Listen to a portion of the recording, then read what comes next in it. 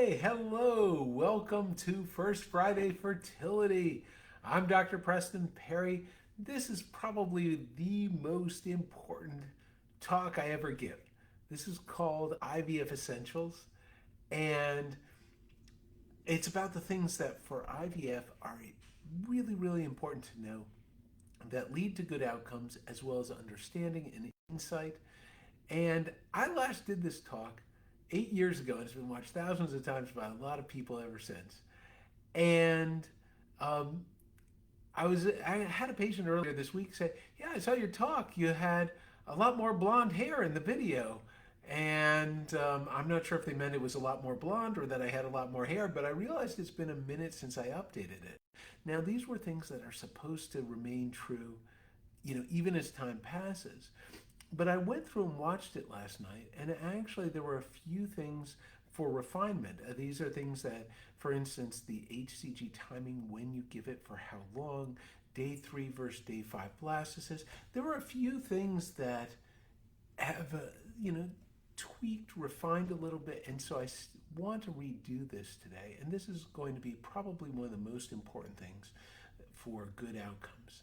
Now, as we do this, um, with anything I do for a talk, I'm giving general principles, and you've got to always coordinate with a clinician to make sure it applies to you. For those of you who happen to be my patients, you are patients. Get care here. Obviously, we know who you are, and there's going to be unique nuances and factors that we address for you. If you aren't seeing us and not getting care with us, you want to coordinate with a clinician before any medical decisions. Again, this is general medical information for things.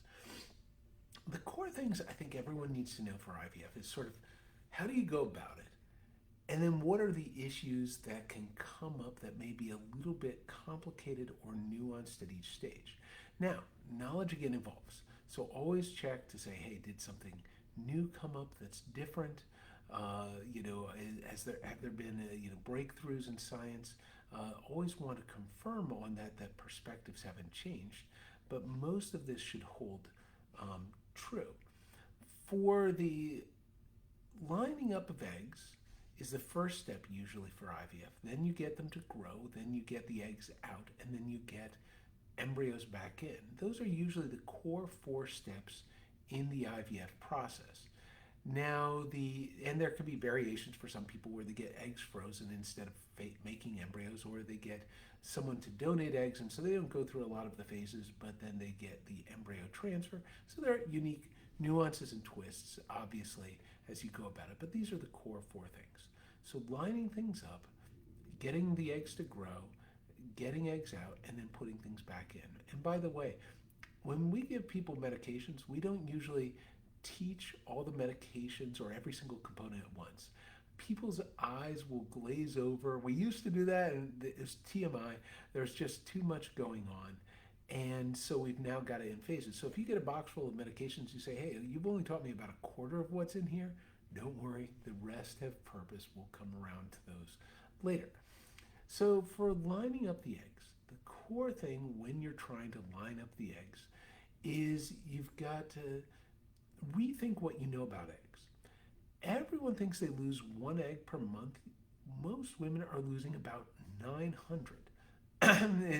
You actually are losing often around 30 a day. And what happens is one gets bigger than the others, and then it pushes the others down. You wonder why you get a singleton instead of a litter of puppies? That's how it works. And so if you get one egg that's bigger than the others and it pushes these others down, that's how this one can keep going forward. And again, that's how you don't end up with multiples. Well, if you're capturing at this moment where they're asynchronous and then you give the stimulatory medication and they grow together, this one forces you to get them out before these are ready. If you get them all at the starting gate and you get them synchronized and you stimulate, they rise together, and then you get a better blend of both quantity and quality. Now, we often use oral contraceptives that go into Lupron for this. Oral contraceptives, it's really ironic that you would take birth control pills to improve your chances of getting pregnant, but they can actually help when used right. And so we get people synchronized and lined up with that, but there are other ways of doing it. You can use estrase. A lot of people use estrase coupled with a antagonist such as ganirelix or cetrotide. We actually use Lupron. Lupron is an old school medication that we use in a new school way. So I would say that's something that we actually have go very well, and we like that. And we know how to use ganirelix and cetrotide and those other medications, but we tend to lean a little more on the Lupron because we can actually use it for a better synchronization for many, as well as to help in the recovery after IVF and to decrease hyperstimulation. So if you see us doing that, you wonder, wait, didn't they do that 30 years ago? We're doing it in a bit of a newer way for things. So we get the eggs all lined up and we get things to grow. By the way, again, I may have alluded to this before. There's a myth you have to be off birth control pills for 3 months before getting pregnant. That's not true. The month you come off birth control pills, you actually go from a 1% chance of fraternal twins to about 2%. And that's because the eggs got synchronized and we're using that for doing IVF. One other thing with the birth control pills when we use it for synchronization, it throws everyone's period off. And I always say to people, look, it can happen early, late, heavy, light, missing. I think this is something many remember. We do IVF for people with hysterectomies. So you could, never mind the period being off, you could have no uterus as long as you still have the ovaries. We can get eggs, we just won't transfer into that person. We'll have a sister, a friend, someone else carry the pregnancy. But you don't worry about what the period does leading into the retrieval for things. Once you've been on birth control pills for a bit, then we add in Lupron.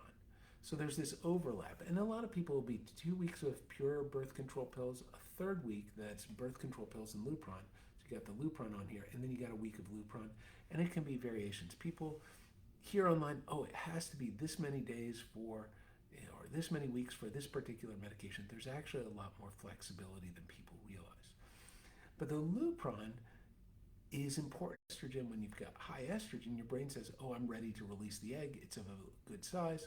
Let's ovulate. And that induces the LH surge. So you can't just give birth control pills to block ovulation. You have to use something like Lupron, a couple other approaches for it. But the bottom line is that's really important to make sure you take so that you don't ovulate prematurely and lose all your eggs. So don't miss that dose. We also do a baseline ultrasound after we've lined everything up, so that in the week usually leading up to starting the stimulatory medication, getting the eggs to grow, you get an ultrasound and make sure they're not massive cysts. And interestingly, we've started doing a bit more of a thing called duostim, where for people with lower egg counts, you can actually do back-to-back cycles. And we used to worry if you had a large cyst, that would negatively affect your fertility, and we had to wait for that to fully resolve. Now there's actually some data you can drain it and power through it. And we're a lot more flexible in cysts than we used to be, but try to be reliable because those sometimes can drop yield an egg or two. But you can often power through and still be okay. So we're going to sort of do the stimulation as the next phase of things. Once the eggs are lined up, and often it can take 3, 4, 5 weeks, 6 weeks, it's individualized. And then that's where we not only do the birth control pills and Lupron, but then you've switched over to just Lupron. You actually drop the dose a little bit, and then you go to the stimulatory medication. So you go to FSH and LH as the core concepts, but the brand names are often known as Follistim, or there's also Menopur as things. The Follistim is the FSH component for getting the eggs to grow, and Menopur is more the quality. So one's the quantity, one's a little bit more the quality thing for it. And we'll get the eggs to grow. By the way, Menopur actually has a little bit of HCG in it, so it's not only FSH and LH, but a little bit of HCG. That's the same hormone as in a pregnancy test. So if you actually took a pregnancy test before you even did your retrieval, you'd come back as pregnant. So you gotta be mindful, hey, don't be taking that test. If you're worried that's a possibility, find out before you start the Menopur, because the results are going to be off typically after that. then so we'll give those medications and we'll get things to grow and we'll be watching you. And some people think, oh, it has to be every 2 days, 3 days, 4 days. The spacing, sometimes it's a scheduling issue, but also the fact is the more eggs you have, often the closer the interval for your scans. And so we'll often do 2 days for people with a lot of eggs. And if you have few, there's often 4, 5, 6. There's an initial period so if you started your medication on a Friday, sometimes for the follicle and menopause, you'll often go 5 days, but then after that, the monitoring is a bit closer if you have a lot of eggs. If you don't have many and we're not worried about hyperstimulation, then you can space it out a bit more. So this is all very individualized. And again, as you're about to then transition into the retrieval, so the next phase, done synchronization, done stimulation, now let's get the eggs, the retrieval. The retrieval, in leading up to that, you're going to get HCG for your trigger. There's some other ways, Lupron, half dose. I'm not fond of those approaches. I've found lower maturity. Some argue for that. I actually find that it can sometimes lead to a quality issue. The reason for not using other approaches is to potentially decrease hyperstimulation. We go about ways of decreasing hyperstimulation that are different, but I do think you have to find that balance. So we give HCG for triggering the release of eggs. And then after we've given the HCG, and it's 37 hours later. So this is something, of all the things to remember, one of the most important things to get right is get your HCG right. A lot of the medications, if you got in traffic, you're late an hour, that's often okay. Don't take a nap in the evening and give it 12 hours late or something like that. But if you're 30 minutes late, it's not a huge deal for most of these medications. For the HCG, I say this to everyone, I will tell you and ask you at the retrieval, I will ask you at the consenting, I will say, your HCG, if you give it 37 hours prior to the retrieval, so if you have an 8 a.m. Monday retrieval, you give it 7 p.m. Saturday night, I'm going to want you to put it on the kitchen table at 6:50 p.m. and you're going to stare at it for 10 minutes until you give it right at the appropriate time. And the reason is HCG which is mimicking your LH surge, that determines when the eggs are released. You get the eggs too early, they're not as mature, and so you have less to show for it. You get the HCG and retrieve too late. People have been caught in traffic, things happen. People can ovulate, and you lose the eggs. So it is really, really important. Of all the things to get right in IVF, getting your HCG timing is critical. Now, one thing, by the way, there's some rare variations where some people, I'd say about 5%, they don't respond for HCG and maturation at the proper time. Really hard to figure out in advance, but there's some people where they get different yields than they expect, and that's something we look at as a source. And sometimes we've had people where you go in and they have no eggs, and you found they forgot to give themselves the HCG or didn't do it right, or they thought they gave it and then they didn't. So this is, again, all the things to get right, this is at the top.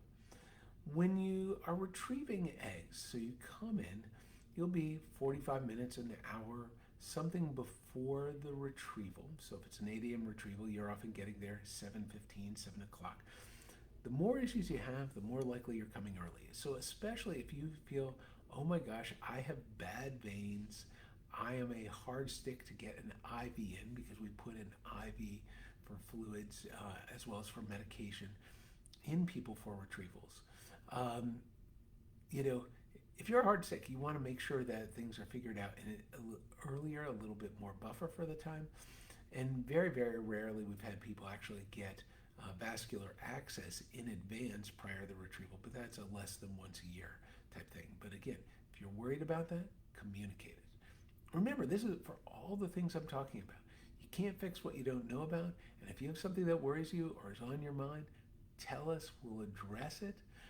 But it's hard to fix what you don't know about, so communication is key. So anyway, you'll arrive, We'll review a few things, and we'll ask when you got your HCG, whether you have any new medical conditions, everything. If there's something you feel we need to know, tell us. Um, we'll give anesthesia. Usually we're giving propofol for that, so people are very comfortable for that, and they don't have necessarily the grogginess of Versed afterwards, so usually it's a quick recovery. But again, make sure you've had nothing to eat or drink, usually after midnight, but at least 8 hours prior to your egg retrieval. Because if you've gone closer, I've had people all of a sudden forget that they needed to do that, very, very rarely, but they've had something at breakfast that morning as they wake up. I can't give anesthesia. If I can't do anesthesia, I have to do the retrieval under local, which is very hard and very painful, or not very painful. Well, yeah, let's not mince words. It is not easy to do it under local. I'd rather give better medication through propofol. And, and you can sometimes run the risk of ovulation. There are all kinds of things that can go with that. So I'd lean very much towards not having anything. And if you have had food or something you shouldn't have, let us know. Again, the communication is essential.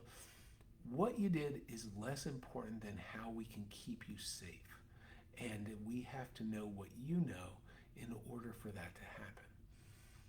Next thing is when we do the retrieval and people are resting under the propofol for that, usually while we get the DNA from the woman, we're getting the DNA from the spouse. So the partner or husband, for couples who are married, and or as long as they have a partner who does have sperm, against same sex, single, some of these things won't apply. They're getting their DNA and producing a sample at the same time, outside of the cases where we've had to surgically extract sperm or other exceptions.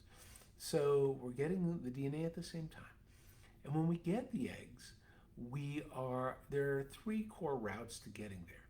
One is transvaginal. So you're putting an ultrasound vaginally, just as you do for your monitoring.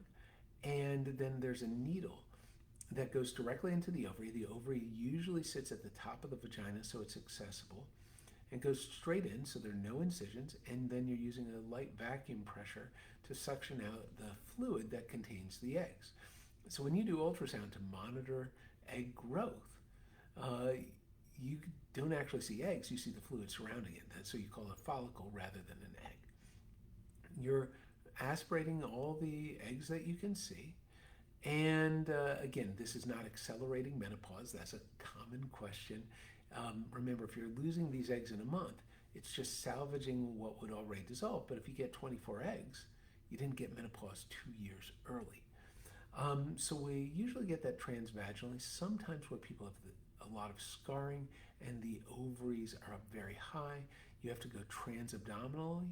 And sometimes you even have to go through the bladder, or you have to go through the uterus to get to ovaries that are very scarred. But again, those are on the more rare side for things. And then how many eggs you get what you can see. Now, this is really important for attrition and expectations. And this is kind of one of the things that everyone freaks out with, and it's okay. But not every egg you see on ultrasound will necessarily be there, particularly if they're small. If they're below 14, and especially below 12, you may see it, but it's not going to be there at retrieval, most likely. And even if you did get it, it's not likely to result in a healthy embryo for things. There's one study that showed, outside of in vitro maturation, which is a fancy technique, eggs below 12 millimeter, none went to become a viable or successful blastocyst leading to pregnancy in one study. So it matters what the size of the eggs are for predicting what you'll get. Then, and then again, not every egg that you see on ultrasound will be there at retrieval. Not every egg that you retrieve will be mature. Not every egg that's mature will fertilize. Not every egg that fertilizes will grow into a healthy embryo, and not every embryo that you have is chromosomally normal, and not every chromosomally normal embryo ends up implanting, and not every embryo that plants will necessarily grow. Some could miscarry or be biochemicals. So there's a huge attrition, and you hear this and you're saying, how on earth does anyone get pregnant? But Again, that's just part of it. And so you really want to buffer your heart and not focus too much on, any individual number.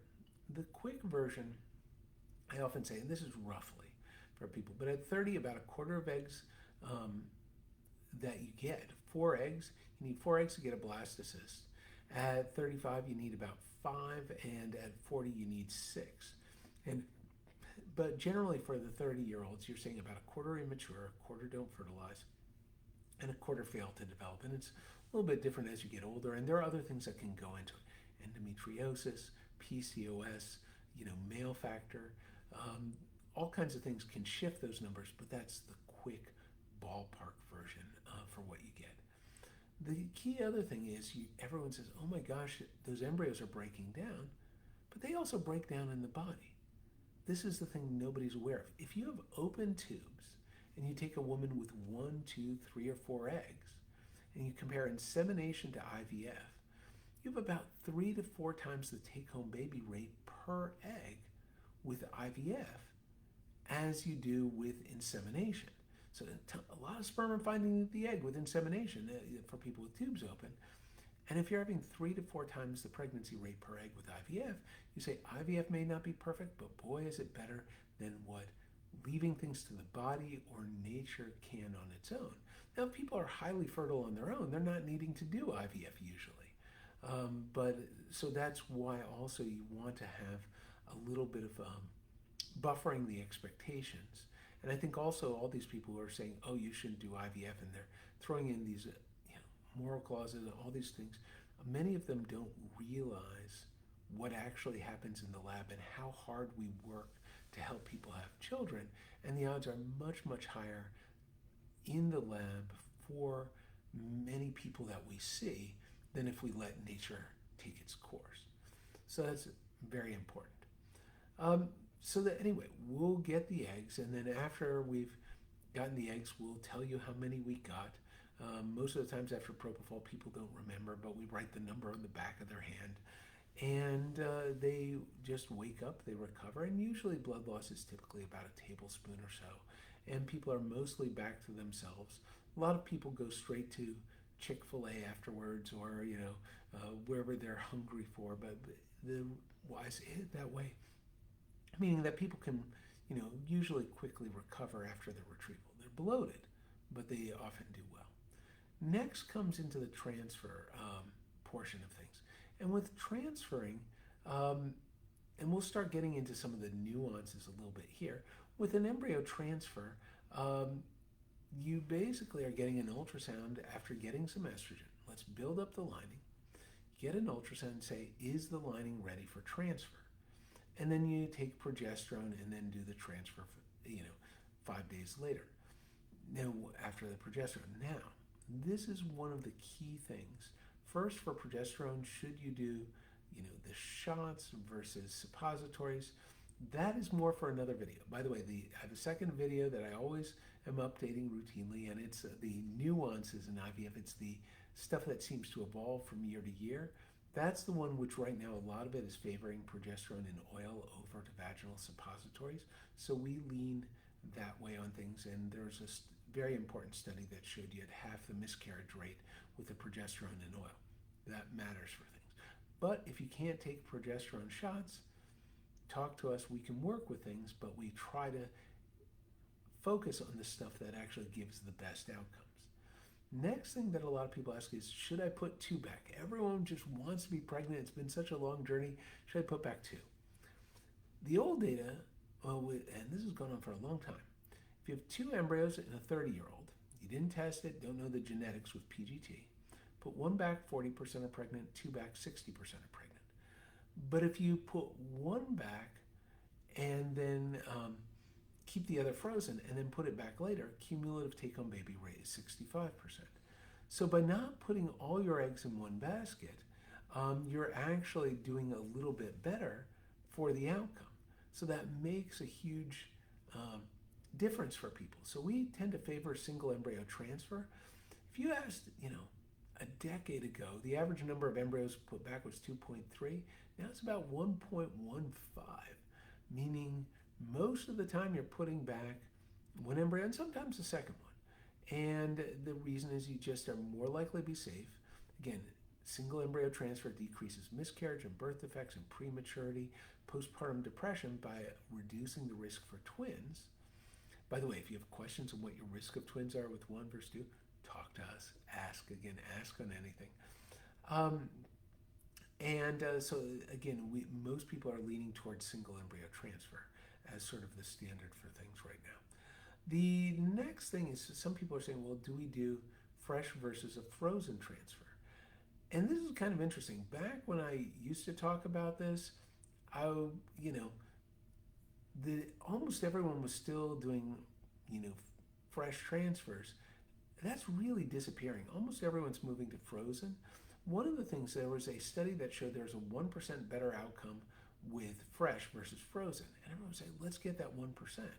But what many people don't realize is that data was based on people where they got very few eggs compared to where things are right now. And if you're getting a bunch of eggs, there may be some benefit in actually cooling down. So a lot of the times we're really leaning much more towards letting the body heal from IVF before going for that frozen embryo transfer. Another thing that was back when I did the first, this is one of the biggest changes from the first video. Changing from 36 hours for your HCG to 37 is one of the biggest. I'd say also, we talked a little bit more about day 3 versus day 5 transfers back then. Now, I can't remember the last time I did a day 3. I did a book chapter in one of the major IVF textbooks called Blastocyst Transfer for Everyone. It was a question, and I was going to say, hey, let's do, here's the advantage for day 5, here's the advantage for day 3. It gave the balances, intending to be flexible. And after 200 papers and preparing for this, I realized, you know what? Day 5 is probably better, and there's really some good data that suggests that for people with diminished ovarian reserve, they may get a higher transfer rate if you transfer on day 3 because some embryos don't make it to day 5, but the take-home baby rate is higher with day 5. And remember, the embryo doesn't normally enter the uterus on day 3, so putting it back early before it will be part of the natural time, that's not exactly ideal and can result in lower pregnancy rates. Day 6 and day 7 transfers, we we've had cute kids that were day 7 embryos, and you just have to give time to let things develop. Generally though, if it's a 50% embryo on day 5, the exact same embryo or the exact same grade might be 40% on day 6 and 30% on day 7. There's a little bit of a hit, and those are ballpark numbers for if you go longer, but still, often with still very good chances. We've had a lot of cute kids from later embryos. Similarly, for the grade of the embryo, when they tell you the grade, the lower the grade, the lower the chances. But again, I've seen a 2DD make a really cute boy. And we don't transfer 2DDs anymore. We let them culture longer, but I've seen it happen. So definitely, know that it's not just a pure beauty contest for how the embryo looks. There are a lot of things that go into whether it takes. One thing also for the transfer, when you come in for the transfer, so you did the ultrasound and said, hey, we're good to move forward. And then we give Valium the day of transfer. Now, it's not to make people mellow, but rather the goal of the Valium is actually it's a uterine relaxant. And there's some theoretical data that you can actually reduce the rate of ectopic formation. You would think even for people without tubes that they wouldn't get ectopics. If it can migrate from the tube to the uterus, which is the normal flow, you can migrate from the uterus to the tube. And so the rate is rare. Many people quote about 2%. I've personally had a lower rate than that for things. So maybe it's the Valium, maybe not. So we tend to use that. But I do believe that if you are in circumstances where you can't take Valium, you have to drive yourself back, you're allergic, things like that, just let us know. And it's not mandatory, but we're fighting to give a little bit better odds wherever we can. The next thing I think we've talked about is, and again, this is sort of getting into now the generalities and individual nuances. Calendars can change, a lot can change. The body doesn't always read the book. Sometimes you just have to adjust. That's the art of things. And I would say follow what we give you to the T, but if you see something and say, hey, my friend had something a little different, it may be them individually, some other circumstances, just communicate it about it, but don't think, oh my gosh, my friend had ultrasounds every 2 days. I'm getting them, this is 5 days, then a 4 day, then a 3 day for the next. Something must be wrong. No, there are ways of adjusting it, and it depends on the individual for things. So talk to us if you have those questions. For risks in the process, oh my gosh, what can go awry? So synchronization. You can have it so that people aren't synchronized and that the eggs don't all line up, and sometimes that can lower yield. Interestingly, for people with a ton of eggs, and these are your PCOS patients, sometimes you can even deliberately introduce a bit of asynchrony so you don't get it. You can focus a little more on the quality and not just the quantity, because these are people with a ton of quantity. So that's one thing. And again, if you see cysts that might get in the way, sometimes you drain them, sometimes you power through them. That will be individualized. Next thing that I think a lot of people ask about is, what is my risk of a blood clot? And so several things with blood clots, and I'll talk on it for several levels. Being on a month of birth control pills, you're often talking a risk that's in somewhere in the 1 in 50,000 roughly. You can argue the numbers. Really low risk for a month of birth control pills. If you have higher risk, talk to us. Certainly let us know if you have a medical condition that would increase your risk for a blood clot. Similarly with IVF, one of the things, and I'll come back to this, but with hyperstimulation, if the blood is concentrated, that actually increases your risk for a blood clot. So we talk about getting TED hose for if you get above 20 eggs, Lovenox as an anticoagulant if you get above 30. So definitely watching there. And then actually the estrogen you take for an embryo transfer, that can increase the risk for a blood clot. And we just give baby aspirin while people are on estrase.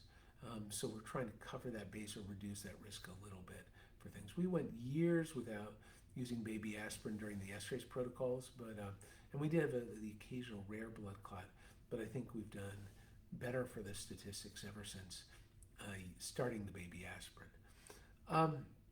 And by the way, again, there are risks to everything. Again, I always say this to people, I don't know if we come to IVF for the retrieval, I don't know what the risk of death is from IVF. 1 in 50,000 seems a reasonable number to me, but I don't know if it's been well studied.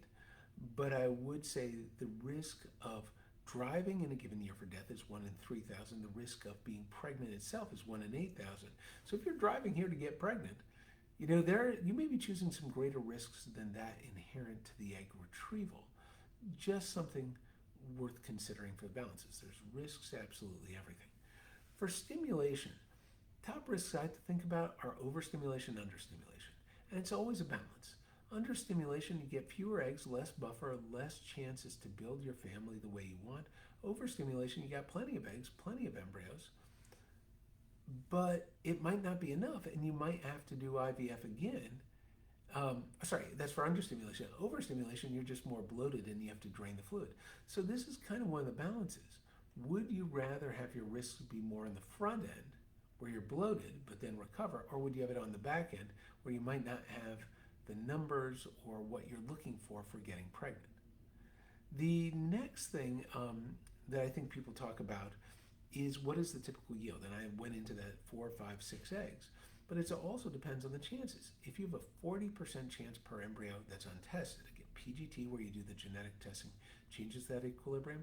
If you're 40% at 30, 30% at 35, and 20% at 40 per embryo, that actually really matters. So you need more eggs for a worse quality embryo as you get older. That means the more eggs you will need. So you also want to think about your family goals.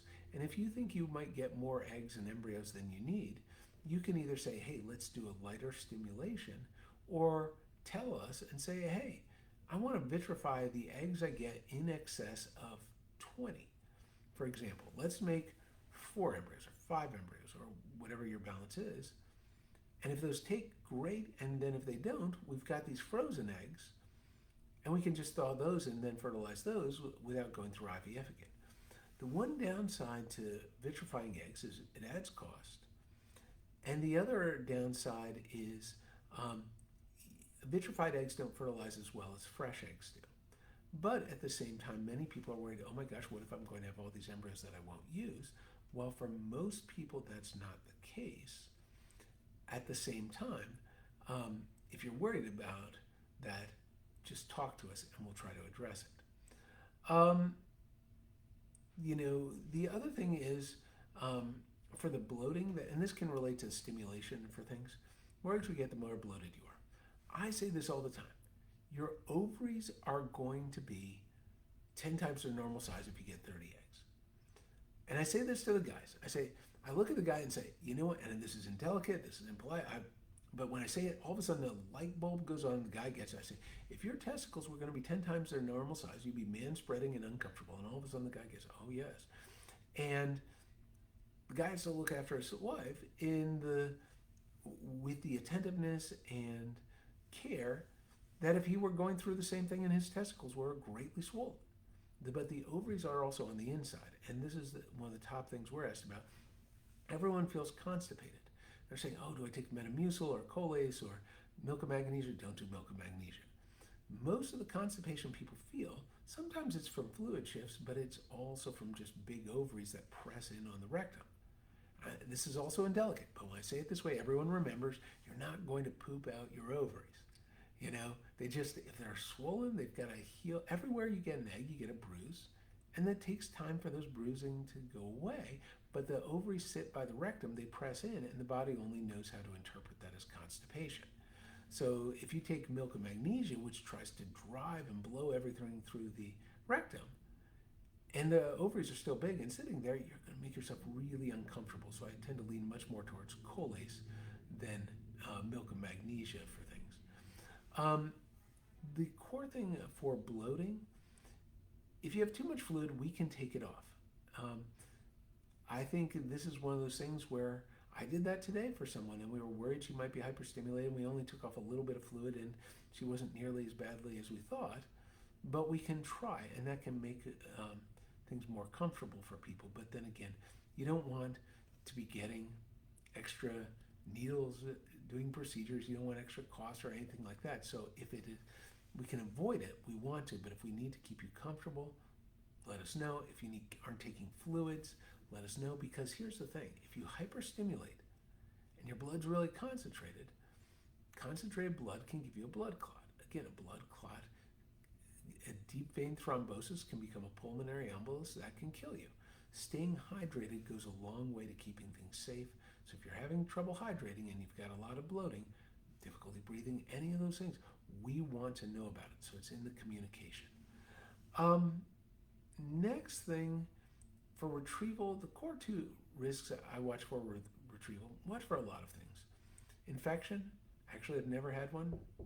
Hope to go my career without having one, but incredibly rare for an infection. But if you have abnormal fever or discharge or things that worry you, communicate it. The other is risk of injury to pelvic structures. And you're operating with a 2-foot needle. That's why being asleep, or really getting propofol, not asleep might not be the right phrase, but you're getting propofol where you're very comfortable for doing procedures. That can go a very long way in helping people heal and get a good experience from things. And if you're relaxed, there's less likely writhing around and moving in that the needle will go somewhere it shouldn't. So that's very important. And because you're operating with a 2-foot needle, millimeters away from the external iliac artery, which pumps 10% of the blood through the body. I know someone who got into the external iliac artery at one point, it may have been the vein. But that person needed 25 units of blood transfused. That is not good. I have not had that personally happen. I hope to go my career without seeing that. But that can be an issue. And you can get into bowel, you can get into bladder, there are all kinds of structures. The pelvis is complex, but generally people do well, and those issues are very rare. The other thing that I think about for things, who's higher risk for that? By the way, if your ovaries are highly scarred, you have a lot of extra weight, and by the way, watch the videos on weight loss for who should get the GLP-1s like Ozempic or Zepbound or other medications for weight loss were encouraging people to lose weight sometimes at certain frames in order to be able to access and see things better. But if you can't see, that's a risk. And if you have a lot of scarring, that's a lot of risk. So these are things we pay attention to in terms of the degree of risk for injury to pelvic structures for things. Another thing we watch out for allergic reactions to anesthesia. I can't remember the last one, but people can have a little bit of, tumultuousness, things that, hey, their throat is irritated, things like that. And so you do watch for whether people start coughing or spitting up a little bit, whether there's aspiration for anything that's very, very rare, but, we would suction out the mouth, try to minimize those risks if it were to occur. But generally, with propofol, people tend to do very well in our experience for things.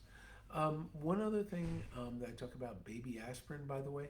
A lot of people have heard that if you take a baby aspirin during stimulation, you'll get an extra egg. That was what I read in residency. And then I found people bled very heavily into their ovaries at retrieval, and they were miserable afterwards. I think if you want an extra egg, just go up on your stimulatory medication rather than baby aspirin. So we tend not to do that during stimulation in the way that we do for transfer. For transfer, again, the risk of infection, very rare. 1 in 5,000, 1 in 10,000. And again, anything that can happen with regular pregnancy can happen with what we do. One of the top questions I get is, does IVF increase birth defects? And the answer is yes, no, increases risk, doesn't change risk, lowers risk. Now, how can you do all those things? And it's a very complicated question for something that seems simple. First, if you can compare those who did IVF to those who don't, if you compare a 25-year-old who got pregnant spontaneously to a 40-year-old who needed IVF, you have a higher rate of birth defects. And actually, the general statistic is you see about double the risk in IVF populations as you do non-IVF. So if you're 4% general population, it's 8% with IVF, 2% general population, 4% with IVF, and it depends on your definitions. But again, a lot of that is comparing apples and oranges. Great studies out of Japan where they looked at people with infertility and they did pills, they did insemination, they did IVF, or they were subfertile and they just got lucky and got pregnant. And they showed no meaningful difference in the birth defect rate. There's some Swedish studies where they take people who had one child IVF, one spontaneously, no clear difference in the birth defect rate. So I think, when you compare people to themselves, the differences don't emerge nearly as clearly. And there was one study, this was the Mozart trial out of Boston, where they actually showed that by being able to have a lot of embryos and choose the healthiest ones, you could actually even lower birth defect rates. So I think you can go up, stay the same, go down, and it really depends on how you define it. So I do think there's a degree of risk, but a lot of that's inherent. You do see things like Beckwith-Wiedemann. There's some things that are 1 in 10,000, 1 in 100,000 specific to intracytoplasmic sperm injection. Putting a sperm directly in an egg can lead to methylation disorders. But for many couples that I see, just aging a month or 2 or 3 is a greater risk than that of some of these rare circumstances. So I think you have to combine it with, hey, I don't want to have an increase in risk, but I also do want to be pregnant and not age so much that creates risk in of itself as well. So it's a balance. Another thing that people used to ask me about a lot was cancer risk with IVF. My understanding is much of the risk is why people need IVF. Again, back to this confounding by indication concept. Why you need therapy is the risk, not that you had it. And that's because PCOS, you have double the risk for endometrial cancer. Endometriosis, you have double the risk for ovarian cancer. Breast cancer, not being pregnant or having a child is an increase in risk for breast cancer. And I don't think that there's very clear evidence that I've seen for cancer associated with IVF beyond these. Not to say there couldn't be any, or that, again, data may not change, but for the most part, most of the risk is why you need IVF, not that you have it. Another thing that people ask a lot about, I have a list, by the way, I keep checking it, like, okay, these are the things I can't forget that are very important for this. People ask about where embryos go. So for us, for embryos, when we do PGT, we biopsy an embryo to see if it's chromosomally normal. We send off the 6 to 10 cells that are the biopsy specimen to companies like Cooper and iGenomics to process and analyze it and say, are the embryos chromosomally normal? By the way, that's not a perfect metric for the embryos. It misses errors below 4 million base pairs in size. It's limited. It's better than where it used to be. It used to be you could only test 5 chromosomes and whole chromosomes. Now they're down to about 4 megabase resolution. And even then, it's not perfect. I always say PGT is like looking at a book. It'll tell you a chapter, a page, a paragraph is missing. Can't tell you a sentence, word, or letter is missing. There is a company called the Orchid that does full genome sequencing for $2,500 an embryo. And I think they generate a lot of data that we don't know what to even do with yet. But that is possible. But for the most part, most people with how they do the testing for the biopsies, it gives a lot of information. It's not perfect. But again, watch the video I have on IVF nuances to talk a little more detail on that one. But anyway, the PGT, the biopsy is sent off. The embryos stay here until people are pregnant or and they've gotten into the second trimester usually or around there, or they've run out of embryos. Or they say, hey, we're taking a break, and if you say, hey, we're taking a break for 2 years, then we ship the embryos off. We use ReProtect for long-term storage. That can change. Right now we're in Florida. We used to be Texas. And then the Texas politics for IVF became so complex. Not that Florida is doing great, but it's better than where Texas is right now. So right now, that's where they're going. That may change as well. Again, their balances, and these things can evolve. But anyway, the embryos would go off usually after a person is successfully pregnant for long-term storage. Another thing, consents. This is I would say for the people who watch this video, this is an example that everyone seems to remember, and their eyebrows raise and they start looking nervously at each other. Take the embryo disposition consents very seriously. We had a couple go through IVF years ago. Now they had issues. They'd been to a marital counselor. Counselor said they were good to go forward. Well, they divorced first trimester. And she had multiple embryos frozen. And she turns to him and says, okay, not only am I suing you for child support, but as soon as I deliver, I'm going to take all 5 remaining frozen embryos and transfer those as well, and sue you for child support of them as well. It got really cold really fast. He calls them back and says, hey, do not let her have their embryos. They're mine too. And we said, okay, 3 things. First, she's pregnant. We can't put back the embryos right now. Second, you ship them off to ReProtect. We don't have them. And third, you sign paperwork saying if the relationship fell apart, ReProtect would thaw them, and nobody would be able to get them. Again, I have a lot of people who are very normal and healthy, and I'm not worried that that's going to be an issue. But take those consents seriously. I always say, imagine someone's in a bad car wreck. They take frontal lobe damage to the brain, which controls personality. Imagine being married to a stranger and having embryos in common. How do you want that to play out? By the way, Louisiana has complex laws. It may not be a gag law, but it says, has restrictions on what you can do with embryos.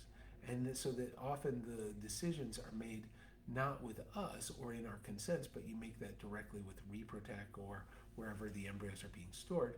Louisiana, for embryo disposition, has its own special set of nuance where politicians think that they can counsel you or take away counseling for you better than your clinicians. So if you object to getting politicians in your bedroom and your exam room, vote. But that's an aside. Next thing, by the way, for embryology, ICSI is putting the sperm directly in the egg. That's something we do pretty much universally. It's kind of interesting. As I trained earlier in my career, we didn't do that all the time, but when I came to the South, I was finding a lot of people with complete fertilization failure, and we find that we are getting a lower rate of breakage of eggs, much lower than I used to see, and that there is a higher risk for if you don't do that for people. So we just bundle that into IVF. If you don't want ICSI to put the sperm directly in the egg to sort of help with fertilization, let us know. Assisted hatching kind of interesting, also a change from the previous video. I used to be much more strict on it, focusing on age or very thick zona pellucida. Now I just defer to the lab, and if they see reasons for it, I'll give them the discretion to make their best judgment. But also, a lot of people just have the assisted hatching if you're doing PGT. If you're doing PGT, which is again a biopsy of the embryo to understand the nuances of it. PGTA is for chromosomal abnormalities. That's where the A comes from, or aneuploidy. And the PGTM is for monogenic disease. So you have a single gene disorder like cystic fibrosis and sickle cell. They have to take a laser to sort of open up a little bit of the shell around the egg to get the embryos out, or the cells out to biopsy. So you've had assisted hatching if you've had PGT. And so that's a little bit of a change from before, where we weren't doing as much PGT as our field seems to have moved to at this point. One thing that people also ask about is activity after IVF. I usually have 3 rules, First, taking it easy the day after. You don't have to be bedridden, but don't do a marathon. So no abdominal trauma from kickboxing. The eggs, our ovaries are very large and they can bruise easily. Don't, again, boil your ovaries as you're going through the process.